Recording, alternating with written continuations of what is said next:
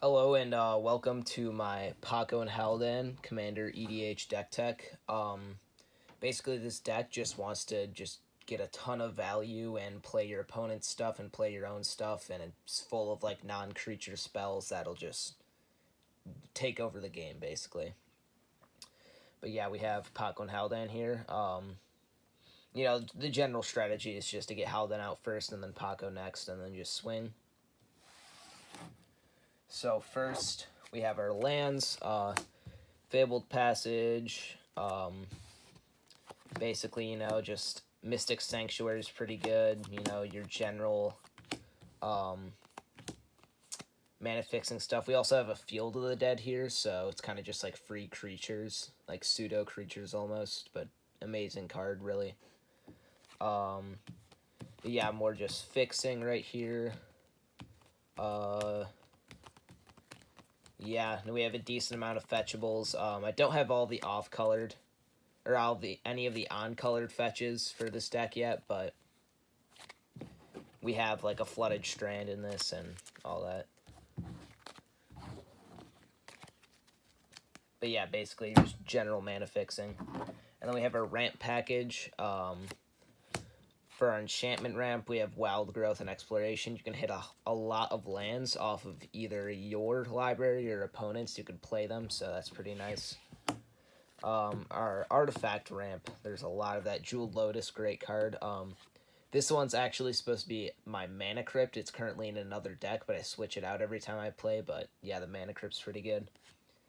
Soul Ring, the Bauble, other Signets and Talismans, Rampant Growth, Nature's Lore, 3 Visits, Farseek, and then Pier's Whim, another great card. Usually this either fetches a Reliquary Tower or Field of the Dead. Usually Field of the Dead, because that's good, but this is also like removal as well, which is insane, so super good card.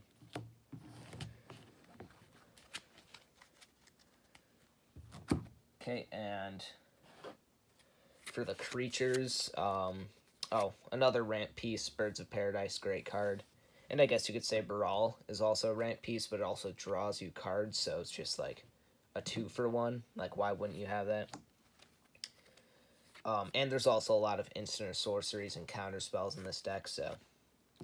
Seedborn Muse, pretty just stupid card, really good. Why wouldn't I play it?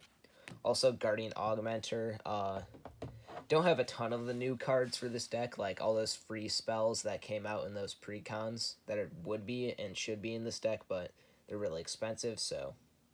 But Guardian Augmenter is really good. Commander creatures I control get +2/+2 and have hexproof, and this has flash, like, it's so good. And for our instance, which is a lot of removal, but not all of it, I don't know. Reality Shift, just kind of creature removal. Arcane Denial, a counter spell. Nature's Claim, artifact and enchantment. Stubborn Denial, really good with Pako. You swing with him once, he's always going to be a 4/4 or higher. So you always get the Ferocious. Memory Lapse, puts it on top of the opponent's library, then you get to swing with Pako and he takes it. This one isn't really a removal or counterspell, but Theoretical Duplication. Pretty good for you. You can just, like, somebody cast their commander that's super powerful, whatever, then you just play this, and now you get their commander as well. So that's pretty good. Move these to the side. Return to the Wild Speaker. Really good. Pako always is huge, and you get to draw cards equal to the greatest power among non-human creatures, which is Pako, so you are just going to draw a ton of cards, usually like 10 or something. It's crazy. Heroic Intervention, protection, really good. Force of Negation, super good. Exile blue card. Counter spell, counters a spell. Cyclonic Rift, this usually can win games for you, really good. Removes everything. Should be banned. Beast Within, also really good. Pongify, creature removal. Return to Nature, exiles a card from a graveyard, which can be very useful and has been. Croson Grip, super good. Can't be countered, just split second, has to be removed. Brainstorm, pretty good with top deck manipulation. I'll take it, you know.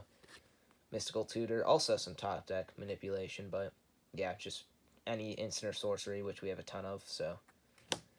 Swan Song, really good removal, or counterspell. Wizard's Retort, you always get that one less because you have Haldan, he's a wizard, so. My dog. Yeah, he's a wizard.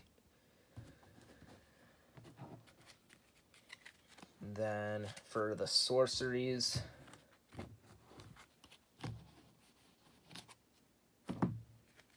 first one we got is Decimate. The meanest card I think ever printed, like destroy 4 things and a land, so nobody's gonna like you after that. Time Warp. This one also kind of wins games if you're able to like get it back, which there are ways I'll show you later. But yeah, Time Warp, basically it's like an extra combat and untap step. That's kind of like what it is. I mean, obviously that's what it is, but that's why we have it here. Preordain, pretty good top deck, just kind of like get the wheels going, draw what you want. Soul's Majesty, basically a worse Return to the Wild Speaker, but we want all of these effects, and we'll take as many as we can get. Mystic Retrieval, another way to get like your instant or sorceries back. This card's super good. I feel like it's severely underplayed. 4 mana, and you get something back, and then 3 mana you can flash it back. And obviously it's could be underplayed just because it's 2 colors, but still, like, I'd put this in any color, any deck that can run it, so. Reap the Past, also a super good card as well.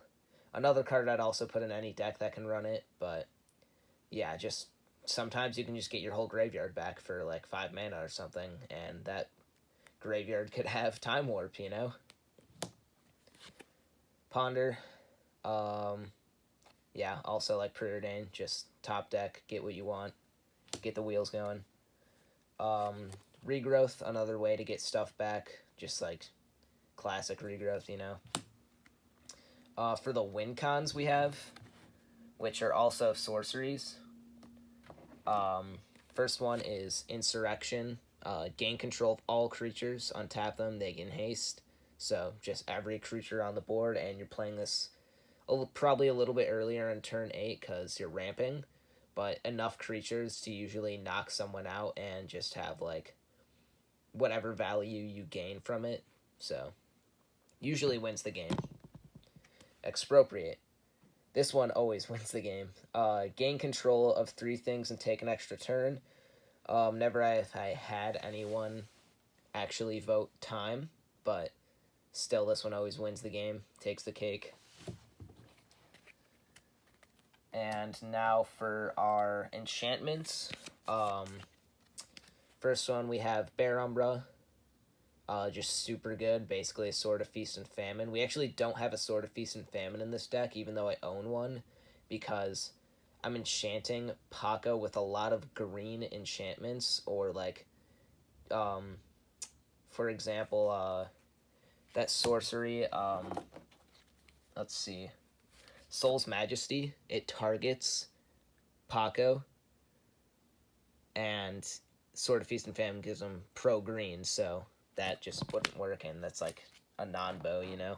So, like, I have better things. Canopy Cover, really good. Unblockable, basically, or can't be blocked by creatures without flying or reach. Usually those creatures are, like, insignificant, or they either just don't have any, and it says, it gives them hexproof, obviously. It says, can't be the target of spells or abilities your opponents control, but that's basically hexproof. So 2 mana, unblockable, and hexproof. This card is just so good. I don't know why I'm not seeing it played in more decks, but this card is also just another one I'd throw it in any green deck that I could. Alpha Authority. This one's like slightly worse. Hexproof, and it stops Pako from being blocked by like multiple big creatures, so it's pretty good. and Mystic Remora for our last enchantment. This card's just also super bonkers. 1 mana, usually drawing like 3 cards whenever you play it, so super good. And you can obviously pay the upkeep to keep it around.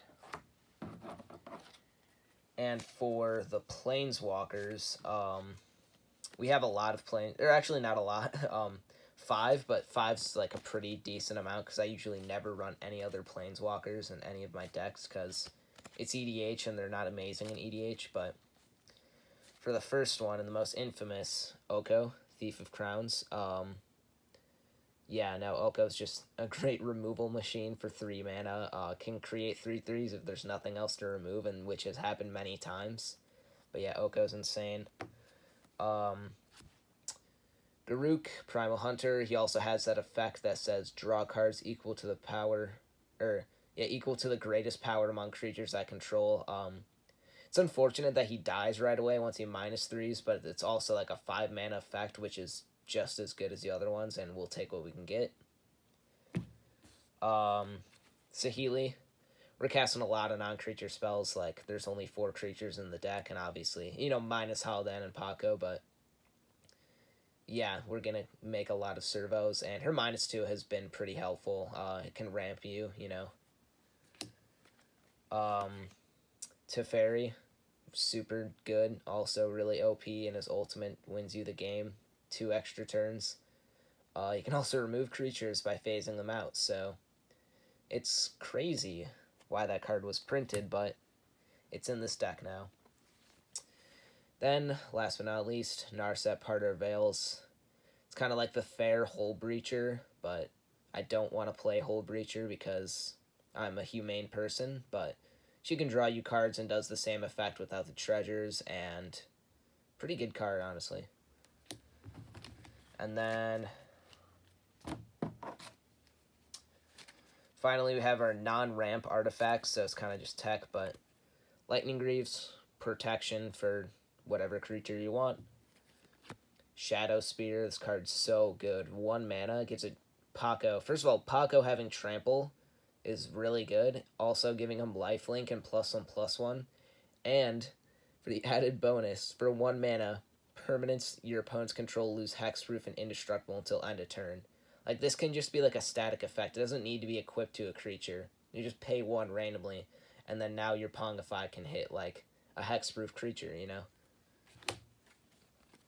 Soul Guide Lantern, kind of like top tier Graveyard Exile for 1 mana.